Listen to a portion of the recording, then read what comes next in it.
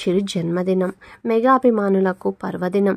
Megastar బర్త్డేను ఆయన అభిమానులు గ్రాండ్గా సెలబ్రేట్ చేసుకుంటారు. చిరంజీవి మెగాస్టార్గా తెలుగు ఇండస్ట్రీలో నెంబర్ 1 హీరోగా ఓ వెలుగు వెలుగుతున్నారు. తర్వాతి తరం హీరోలు ఎంట్రీ ఇచ్చినప్పటికీ వారిని దాటుకొని నెంబర్ 1 స్థానాన్ని కొనసాగిస్తున్నారు. దాదాపు 30 ఏళ్లకు పైగా తెలుగులో టాప్ హీరోగా చిరంజీవి నిలిచారంటే ఆయన స్టామినా ఏంటో అర్థం చేసుకోవచ్చు.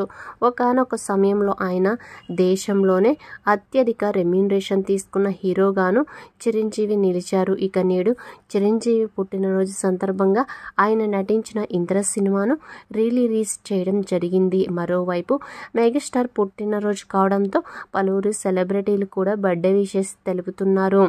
ఐకాన్ స్టార్ అల్లు అర్జున్ సైతం మెగాస్టార్ చిరంజీవి పుట్టినరోజు సందర్భంగా విషెస్ తెలిపారు.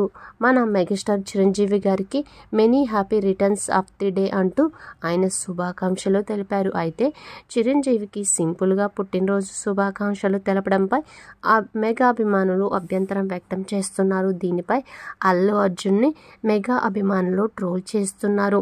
ఏదో విషెస్ చెప్పుకుంటే బాగోదేమో అని చెప్పినట్లు చెప్పారు, కానీ ప్రేమతో చెప్పినట్లు లేదని అంటున్నారు. మెగా ఫ్యామిలీతో విభేదాలని ఈ రకంగా ఒప్పుకున్నారు అని అంటున్నారు.